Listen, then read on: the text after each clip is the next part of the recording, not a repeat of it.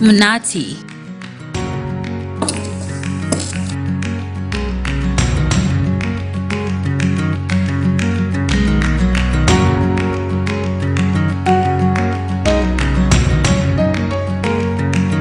Meaning something sweet.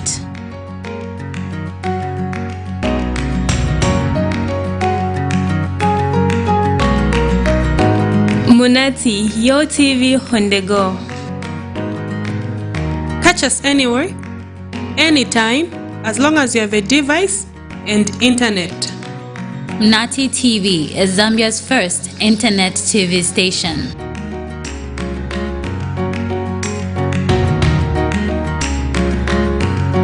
And internet is just not in Zambia, meaning Munati TV cuts across all borders with viewers all the way from USA, Botswana, South Africa, the UK, and world over. Internet is the future. And the future is now. Welcome to the future. Welcome to Munati. Your TV on the go. Good afternoon, viewers. This is Rosina, your host on My Zambia, Let's Explore. So this is a program where we talk to tourists, management, and also just to talk about how the pandemic has affected the tourism sector. This afternoon in the studio, I have with me Mr. Maxwell S. Masempela. Good afternoon, sir. Good afternoon. Welcome to the show. Thank you. So, Mr. Maxwell, could you kindly give us a brief history about yourself and what exactly do you do? Who is Maxwell? Simple, somebody who grew up on the Copper Belt, spent the first 20 years on the Copper Belt, finished school on the Copper Belt, and then came to Lusaka for a living. That was in 1990. And I've lived here for the last 33 years. Okay. Basically, I started working in the tourism industry in 1988 in the hotels at Nazinina Hotel in Dola. Okay. And then came to Lusaka for my school at Fairview Hotel or College Hotel.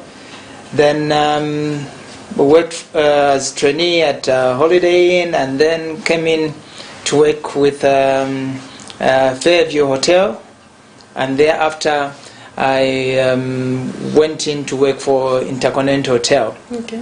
At Intercontinental I was there for 11 years, and I left there as a front office manager, then went to work for Chaminuka for 2 years, and then after 2 years with Chaminuka, I decided to be on my own. On your own. And then that has been life from 2006. Okay. That's a fully packed life. Yeah, well, in a way. Yeah, it is. You said you started in 1988. 88. Wow, that's a very long time, and I'm sure you are so experienced in tourism. So now, but when we look at the past year and some months, when this pandemic, COVID, hit us, how has it affected the tourism sector? Well, it has been, I think tourism has been the first to feel the pinch, and maybe the last to start feeling the recovery. Okay. In that we deal with people, and it's not only people that are working in the tourism industry. It affects the farmer who supplies the hospitality industry. It affects an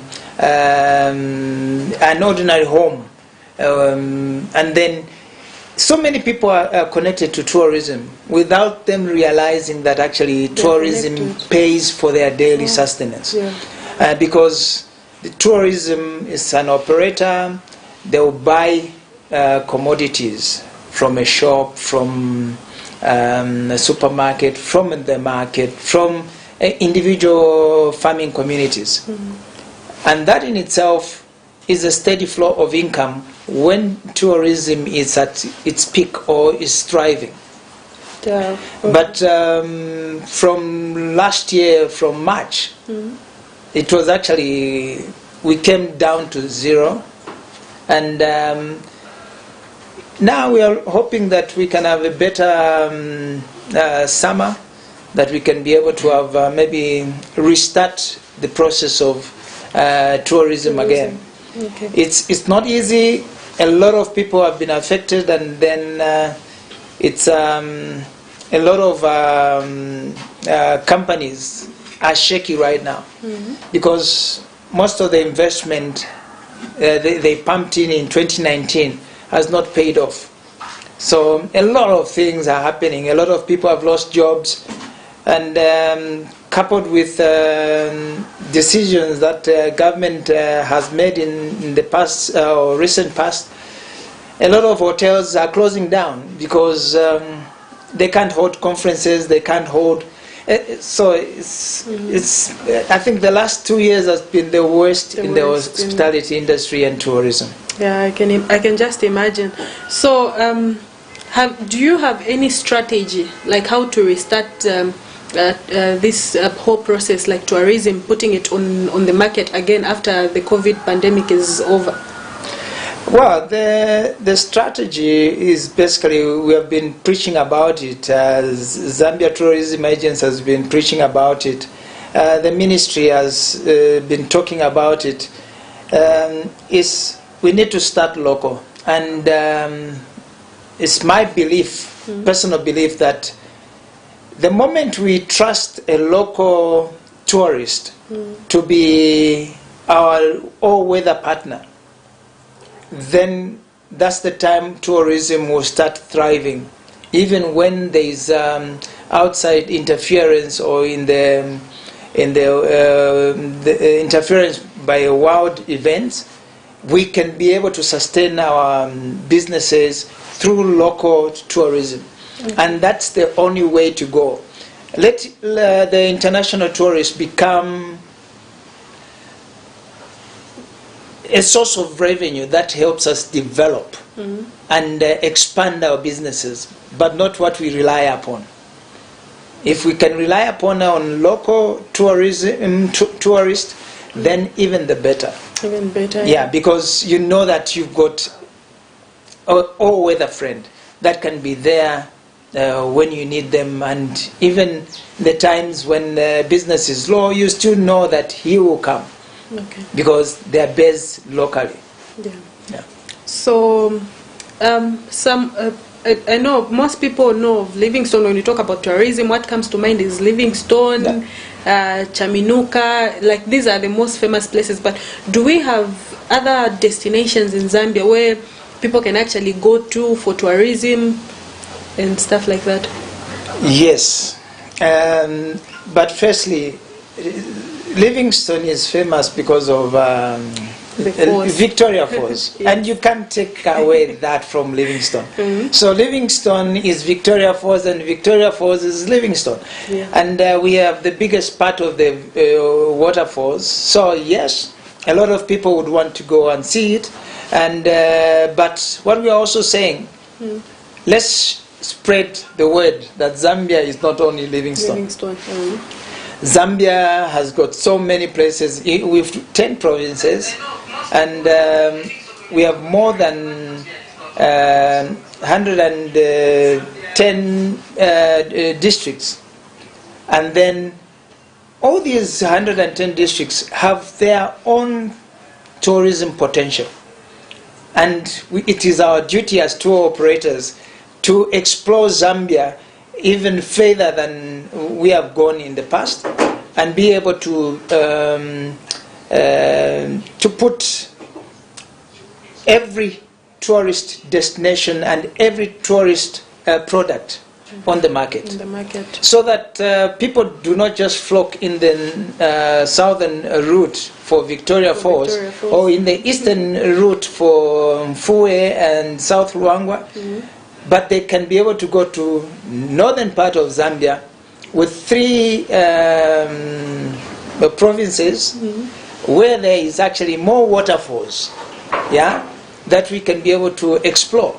And this is the message we are sending to the local tourists. But let's go and be able to explore Zambia. Zambia, for example, is a new upcoming destination. Yes. And we took people there, they were just like, wow, why haven't we heard about sandy beaches? Yeah. It's because we have not maybe been proud about the products that we have locally, but Corona may have also opened up avenues because people couldn't fly out to go to Cape Town, Durban, or Zanzibar, or Mauritius, where most of the Zambians go for their holidays. Now it's time for us to try to bring in a home-based solution for the local tourists. Where do they go on their holidays? You can't manage to go to Livingstone every long weekend. No. You need to change. And these are some of the things that we need to encourage local tourists to say, today you are in Livingstone, tomorrow be in Lower Zambezi, the other holiday be in South Ruangwa, or go to Liwa National Park.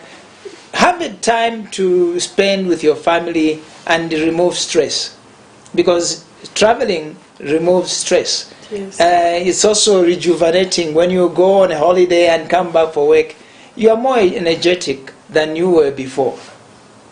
Yeah, well, viewers, we've heard Zambia is actually blessed with a lot of places that you can actually visit with your families, colleagues at work, for conferences. It's not just visiting family trips. There are some places where you can actually go with colleagues from work, have conferences and stuff like that. So Zambia is actually very much blessed. This time we'll have a very short break. Stay tuned, we'll be right back.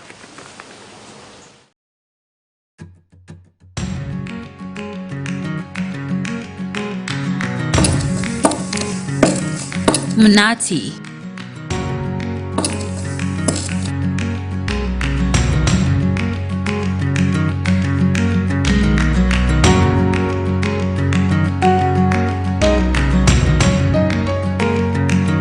Meaning something sweet.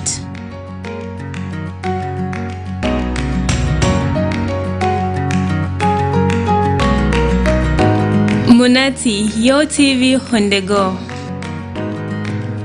Catch us anywhere, anytime, as long as you have a device and internet. Munati TV is Zambia's first internet TV station.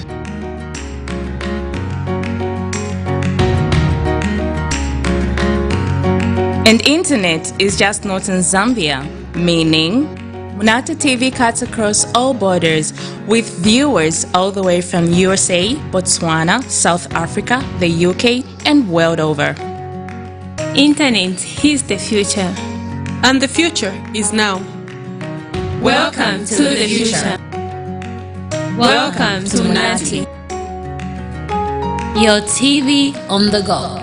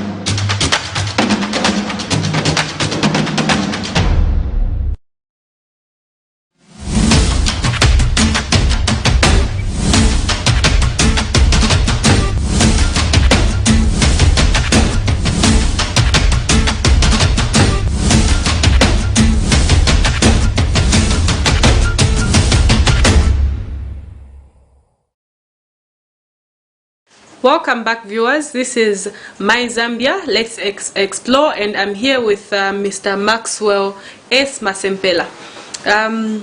We were talking about the local destinations that we have. So just give us an explanation of what to do. How do you plan if you want to go out? Most of us just know, sometimes it could be it's cold season. We don't know what to carry, or you don't really find out where you're going to. You don't know the type of place, like the weather and stuff like that. We don't usually consider that. We just know, okay, I'm going for a holiday. You pack your suitcase, you go. How are you supposed to plan? Basically, you need to research your destination. That will be the first thing. And in helping you research the destination, you have tour operators that are your handymen, or people that can be able to tell you and do the research for you, thorough research for you, and be able to show you how to get there. And sometimes, yes, you may have heard from other family members or friends about the destination that you're talking about, or you intend to go to. And then now it will be, where would I need to stay? What will I be able to do in that area? So again, the tour operator comes into play, that he will be able to help you finalize or fine-tune your travel itinerary. Because a tour operator has got several tentacles into areas where he or she may not be working from, meaning there are people or companies that they collaborate with that can be able to provide that source information as if someone was there. And that's why tour operators are important as well in planning your events, planning your incentive tourism, planning your holiday, planning your flights, planning your conference. So all these are products that local tourists might also take advantage to use local tour operators that know Zambia and have traveled Zambia widely. The other part is you need to look at the best part is you need to look at where I am going. What is the weather like? Yeah, and then what is it that I need to carry? What are the conditions of entry if you are crossing borders? Also, what is it that I need to carry? So, if you're going to go to South Africa today, a tour operator will be able to tell you to say, you need to carry warm clothing, because already tour operators know already that there is a cold breeze coming in through into South Africa. So it's very cold, the coldest it has been in 10 years. And then we just need to push our agenda in having somebody to help us travel to our destination. Our destination is also can be categorized. There are destinations where you need to carry your own accommodation, or you carry your own tent. There are destinations where there is accommodation is available, but you need to go there with your own food. So there are places that vary depending on what you intend to achieve as a tourist, and also what is available in that destination. Most of the times there will be issues of, how do I get there? And if I get there, where will I stay? When I get there and I'm staying at X hotel, where will I be able to find my food? What else will I be able to do? All those can be planned for you by a tour operator. And the tour operator works on as an agent of the hotel that you're going to stay at. So they are paid by the hotel, not by you, for taking clients to them. So most of the people think having a tour operator is a bad thing, but I think it's the best thing that has existed in travel, because it cuts down on your loss of time in trying to research your destination on your own. So you've got people that have researched the destinations and they have already got their connections within that destination. So call on your next nearest operator so that you get to know where to go. And if you don't have a place to where to go, what are your interests? Then the tour operator now will be able to look at, okay, his interests are into adrenaline-related activities. So Livingstone will become your place, or Lower Zambezi, canoeing on the Zambezi River. Those are some of the benefits of you working with a tour operator. Okay. So Mr. Maxwell is actually the managing director of Max Travel and Tours. So if you need to go on any trip, please get in touch with us and we'll be able to connect you to Mr. Maxwell. Thank you. Yeah. So what kind of tours are you able to take here in Zambia? Here in Zambia, you can, depending on your interests, like I mentioned, bedding, bedders, or people that love watching beds. Yeah. There are several internationally accepted bedding areas within Zambia, Samba being one of them. And then you've got Blue Lagoon, you've got Lokinva. Those are places where a lot of bed varieties can be found. Of course, there are those that are into just nature, just being in the wild. Yeah, there are those that are wildlife enthusiasts. So going to Mfue, Kafue National Park, Lower Zambezi, Liua, those are places you can be able to go. There are people that are just outdoor people that just want to go in the wild and be able to do their walks or treks. So Zambia offers all that. There are people that want to climb mountains or hills, or go and spend the night in the bush. Those places are available in Zambia. People who want to go and spend their time in a sandy environment. We've got Samfya, we've got Siavonga, we've got Tanganyika. All these are places that are calling for Zambians and international tourists as well. So you just need to find what you like and how comfortable are you to be in a particular area. But some are people that want to challenge themselves. We have taken tourists that have never gone into a national park, and they have never been 5 meters close to a lion or elephant. But they have just said, okay, today I want to go into the national park. Some have never slept in a tent before, in a bush or in the park.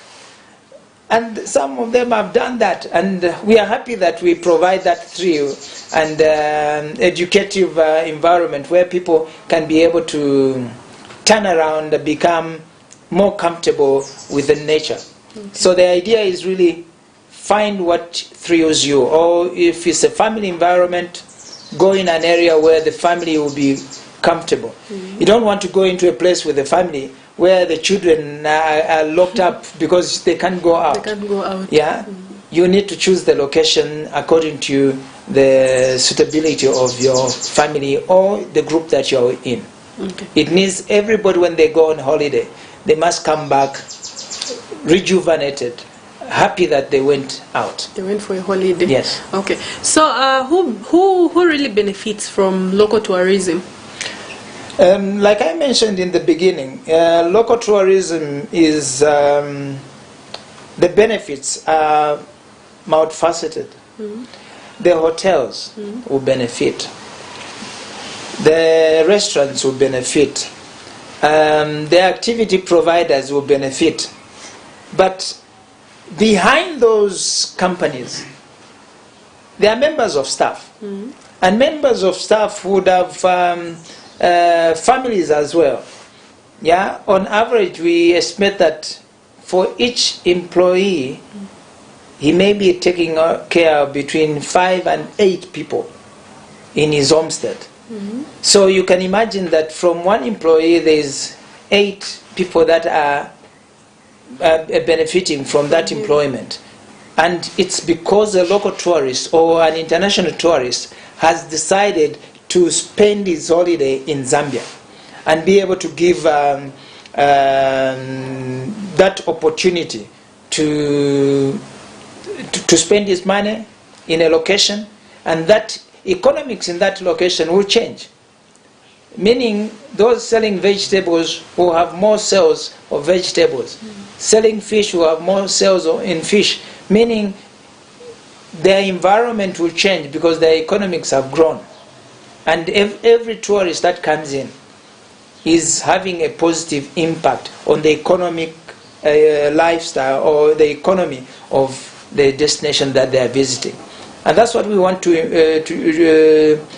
implore on Zambian tourists. That let's explore Zambia and be able to help change lives in the destinations that we go to. Okay. There we've heard it all. We'll go for a short break and we'll be back. Please stay tuned.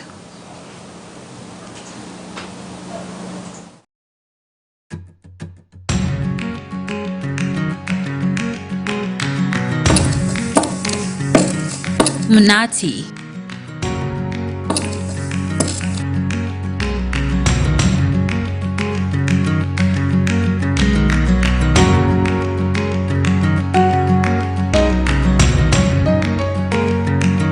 Meaning something sweet.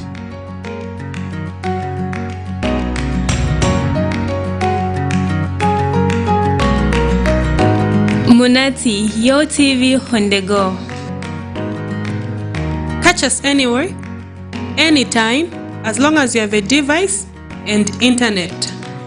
Munati TV is Zambia's first internet TV station.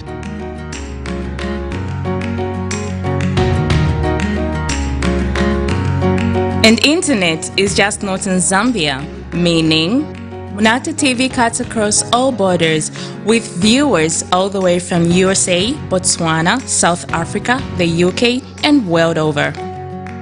Internet is the future. And the future is now. Welcome to the future. Welcome to Munati. Your TV on the go.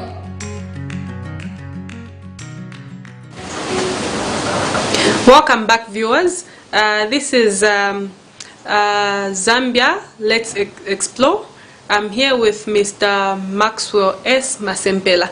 Now, before we go to other questions that we have for him, we'll just read through a few comments that we've received on Facebook and also on YouTube. So we have Petronella Mwene, who says watching from Lusaka. We also have Mr. Jacob Michelo watching from within Lusaka. Nice program, thank you very much. We have Mr. Jack Kale following the discussion, thank you very much. We have Rue Zambian following you from Mansa, Luapula. Thank you. We have Lupa Lunji Chaloka. Well articulative, Mr. Max. Thank you. Okay, so those are some of the questions that some of the comments that we've received from our viewers. We'll go to the other question that we have for you, Mr. Maxwell. Why do you think it's important to use a tour operator? Like I mentioned, it's you cut down the costs, you cut down the time of research, you cut down on the lengthy part of you looking for a destination. You know, it's some people don't realize that it takes a lot of time to really come and dwell on a particular destination. Most of the time you find that people have maybe 5-6 destinations, and they can't make a decision where they want to which one to choose. And sometimes they end up throwing the ball into the courts of the tour operators, saying, okay, the budget is X, find us a place to go, we are now running out of time. And then we always just need to make sure that we are all okay. We are all okay, and then we provide all the necessary information for that particular destination, because it is from that sort of relationship that we are able to service a client and give them a destination that they will be happy with. Now, how do we get to know? We are not magicians to get to choose or select. We ask questions about what people like within that group. What are their interests? And when we know their interests, we start marrying them with prospective destinations. And those prospective destinations, we now just be able to put 1 or 2 or 3 destinations which we say, okay, here is destination number 1, is Samcha. Destination number 2 is Tanganyika. Destination number 3 is Siavonga. Now, look at these destinations. They are all water-based destinations. Sandy beaches. Yeah? It's because a client wants to go and relax on a beach environment. And these are the destinations we can be able to send them to. But if they come in and tell you to say their interest is to see a lion, a leopard, we know where exactly we need to take them. We take them to Mfue. They want to see hippos. We take them to Lower Zambezi. And many other attributes of the client that we need to be able to take into consideration for us to make a proper judgment of which destination will be the most ideal. And also it comes in, there is the cost implication. So one would want to go to South Luangwa and stay at Flat Dogs. When we are told of the budget, we'll be able to advise them to, okay, you've got 10,000 or 20,000 per person to spend for 3 days. It's a doable arrangement. But if you've got, say for example, 5,000 and you want to spend in South Luangwa for 3 days, we know a destination where you can be able to spend 5,000 for that and still be happy. And still be happy, because the animals that you will see in South Luangwa are the same ones that someone staying at a 5-star lodge will be seeing, because you are using the same national park without any. This is where there is no segregation, whether you are rich, poor, you see the same animals, but you are paying different prices. So we know the destinations, we know the price involved, and then we provide you all that with just at the click of a finger. We know we can give you a quotation, because we are doing this every day, and we have this information every day within our systems. Okay. So what some of the measures that you've put up to grow local tourism? Local measures that we have taken is like this one. Okay. Taking, coming in and being able to share with Munati TV. The idea is very great, because you are trying to build local content. And we are happy to be present whenever we are called in to provide local content. And we can also be traveling with you to showcase the places where Zambia has wonderful sceneries, where there is a lot of water, waterfalls, special paintings in the caves. All that is available in Zambia. But the problem is how many Zambians like to go in the bush. You know, they would rather go to Livingstone. They would rather fly to Cape Town, fly to Zanzibar, fly to Dubai, and other tourist destinations. But in the meantime, people can't travel. People can't go in their usual destinations. We need to start teaching our tourists to go into local destinations and help promote the economies in those destinations. If we all go to Samfya this coming long weekend, yeah, Samfya will be chopped. But I'll tell you, people will still want to stay near Samfya, and then they will be able to go to Mansa. Mansa will also receive the benefit, and in the long run, the economy of the people that are within these two towns will be better because of income that has come in by way of tourism. So tourism can be considered not so important, but you look at it, it affects a lot of people. And a lot of people benefit from tourism. So when we are in this sort of situation where we do not have any income coming in from tourism, it is this reason why I am the chairperson for Zambezi Tour Operator Association of Tour Operators, which is ZATO in short. Our idea is to promote every little corner of Zambia and put it into the eyes of the prospective tourists. And also we are there to promote school tours, college tours, or should I say educational tours in various destinations at very cheap prices, to allow people to learn about the destinations outside Lusaka, outside their homestead. And this is to try to help build a culture of visiting Zambian locations.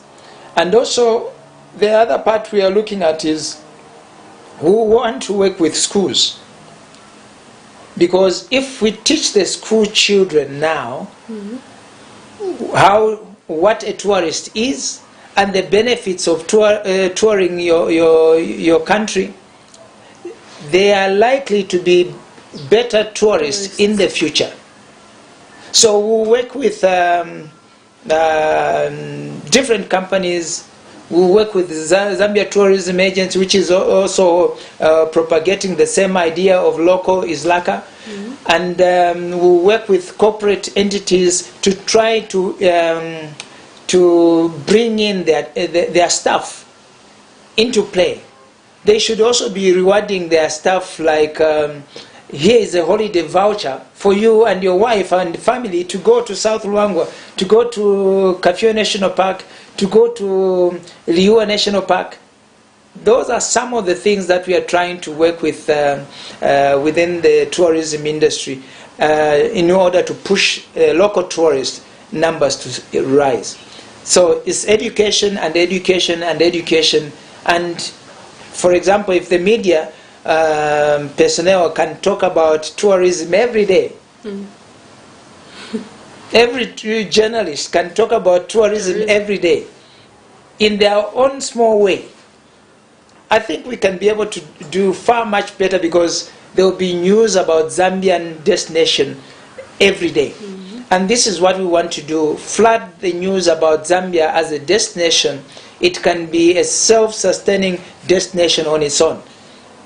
We don't need another destination to marry with us, but we can still be able to satisfy any international tourists, any local tourists, to visit local destinations and be happy, and even come back again for more. For more. Well, viewers, we've heard it all.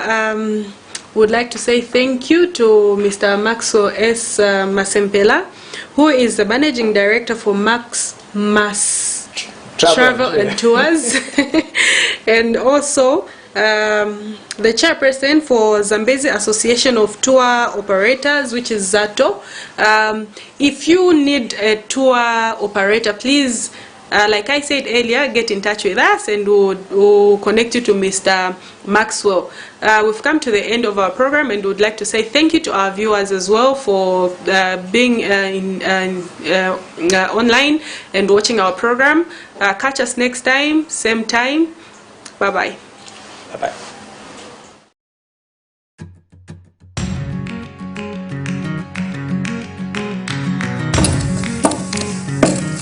Munati.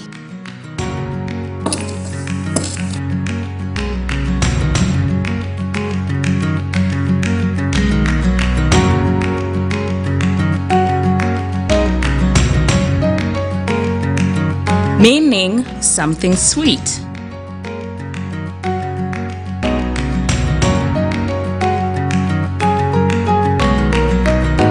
Munati, your TV on the go. Catch us anywhere, anytime, as long as you have a device and internet. Munati TV is Zambia's first internet TV station.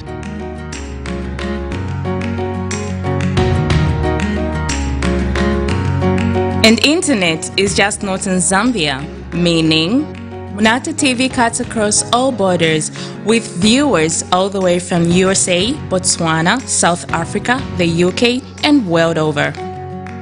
Internet is the future. And the future is now. Welcome to the future. Welcome to Munati. Your TV on the go.